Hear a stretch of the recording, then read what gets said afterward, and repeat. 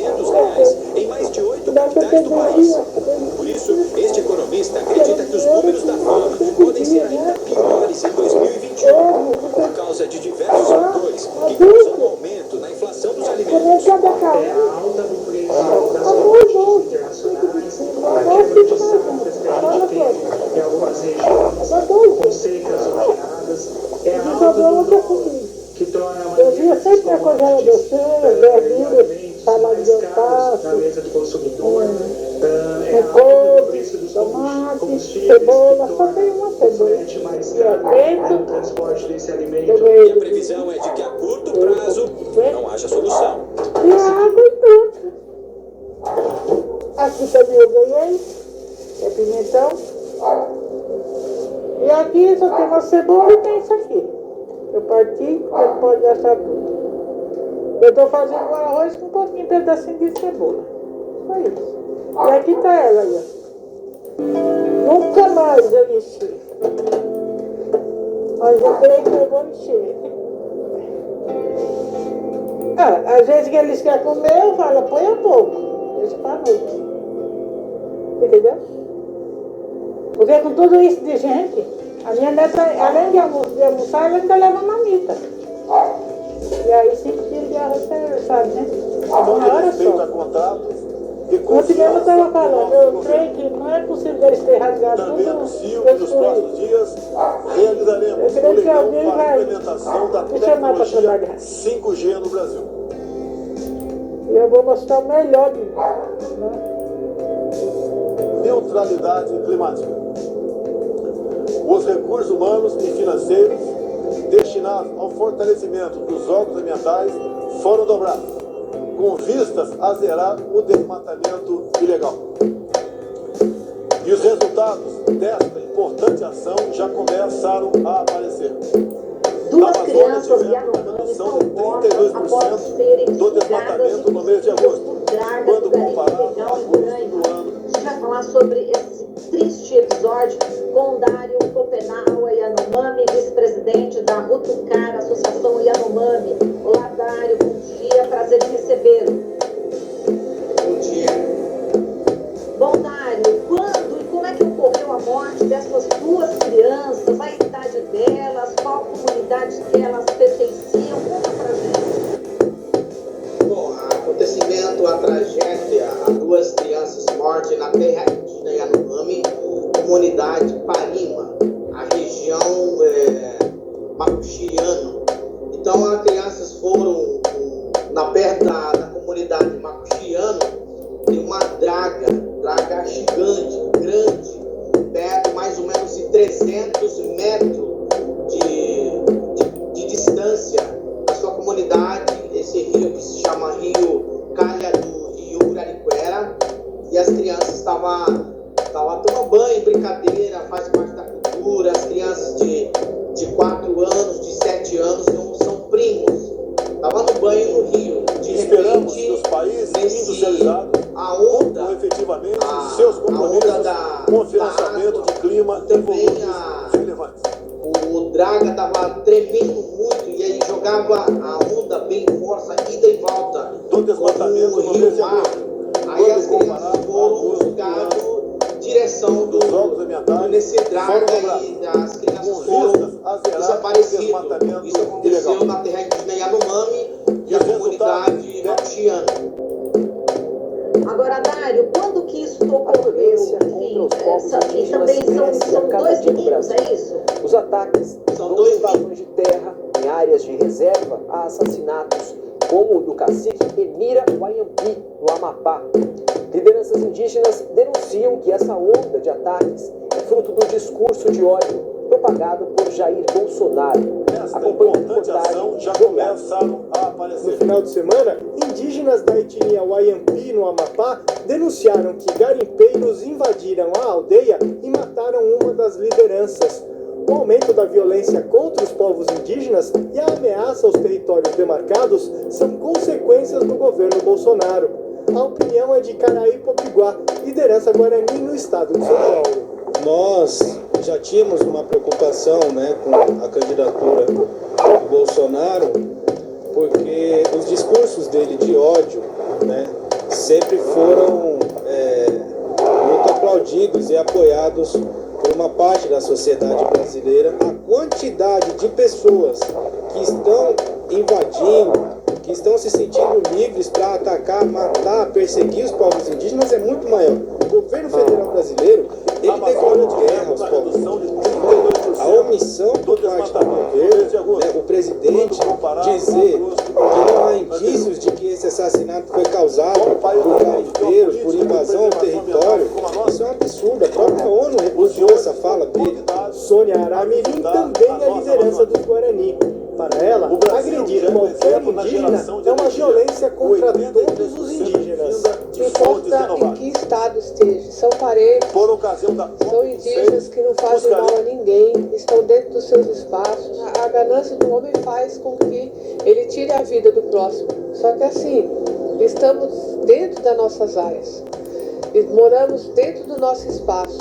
Quem chegou primeiro nesse espaço foram as populações indígenas. O presidente Jair Bolsonaro não esconde a intenção de explorar minérios nas terras indígenas com o apoio de empresas da América do Norte. O antropólogo Benedito Prezia lamenta que Bolsonaro despreze as lutas e as necessidades indígenas e apoie o setor de mineração em reservas demarcadas. O próprio presidente diz que os índios também precisam participar disso, eles não querem ser pobres, mas é um pretexto para a entrada de mineradoras e, sobretudo, de garimpeiros, o que é uma tragédia para a área indígena. O garimpo é uma área que atrai muito aventureiro e é de muita violência. Então, a gente fica preocupado desse estímulo partindo do presidente da República. Para os indígenas Guarani, Bolsonaro é a maior vergonha do Brasil. A sua postura como presidente revela o seu futuro. Qualquer pessoa pode olhar para você e saber o que vai acontecer com você.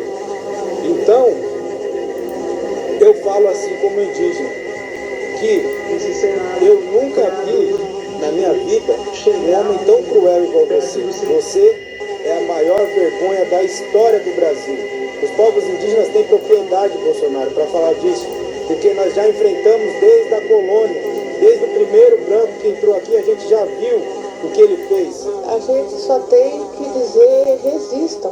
Resistam até o máximo, porque é a única forma que a gente tem de sobrevivência à resistência. Quase 20 milhões de pessoas passam fome no Brasil. Mais de 116 milhões não têm condições de se alimentar de forma permanente. Uma situação trágica que tem levado cada vez mais gente a procurar comida no lixo. E essa insegurança alimentar tem a ver com o desemprego e a alta no preço dos alimentos que afetam diretamente os mais pobres. 60 famílias vivem neste local na zona sul de São Paulo, todas em condições semelhantes. Passar fome é uma dor que ninguém daqui esquece. Tomar água, né?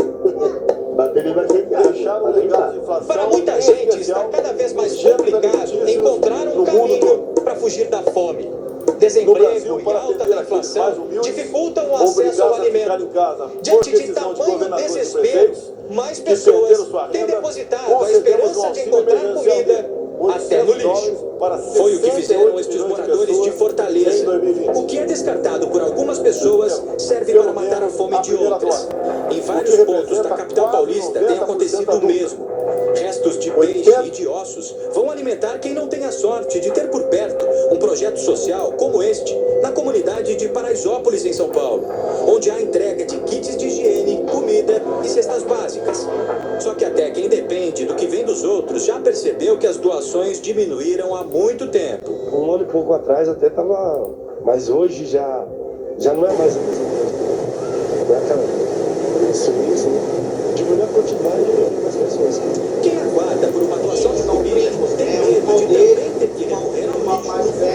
O levantamento feito no ano passado mostrou que 116 milhões e 800 mil brasileiros não tinham acesso pleno e permanente a alimentos. Desses 19 milhões, o equivalente a 9% estavam passando fome.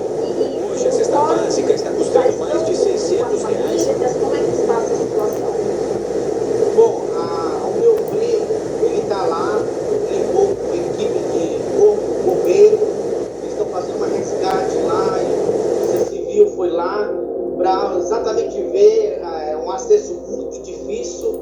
Lá não tem radiofonia, lá não tem o avião para pousar, para a gente correr atrás, mas se hoje, à tarde ou de manhã, o meu primo está chegando para chegar informações são mais detalhadas.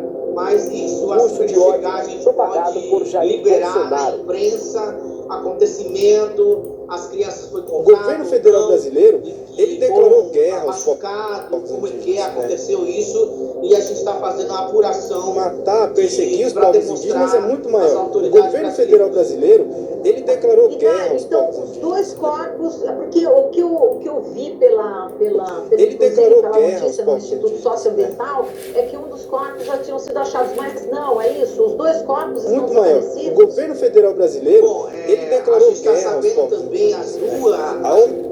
O governo federal brasileiro, ele declarou guerra aos povos indígenas. Foi encontrado boiado. A omissão por parte do governo, né, o presidente... Perto da direção do Draga. E outro de 4 anos, até agora não conseguimos ainda, não foi encontrado ainda. Nós estamos esperando ainda a informação sobre isso.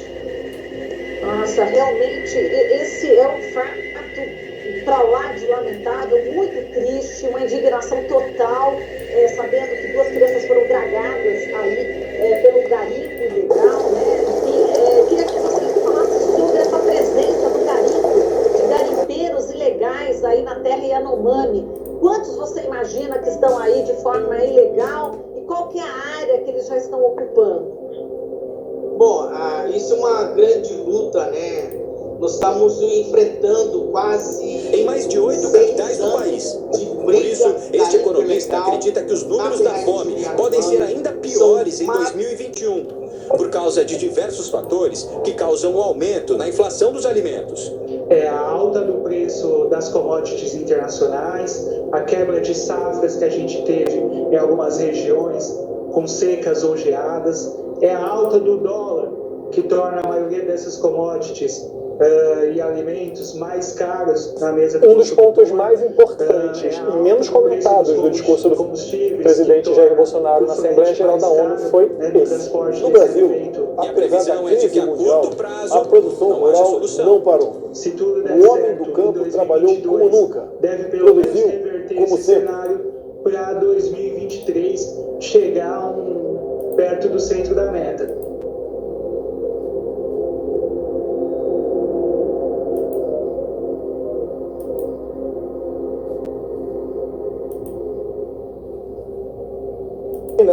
E apoie o setor de mineração em reservas demarcadas. O próprio presidente diz que os índios também precisam participar disso, eles não querem ser pobres, né?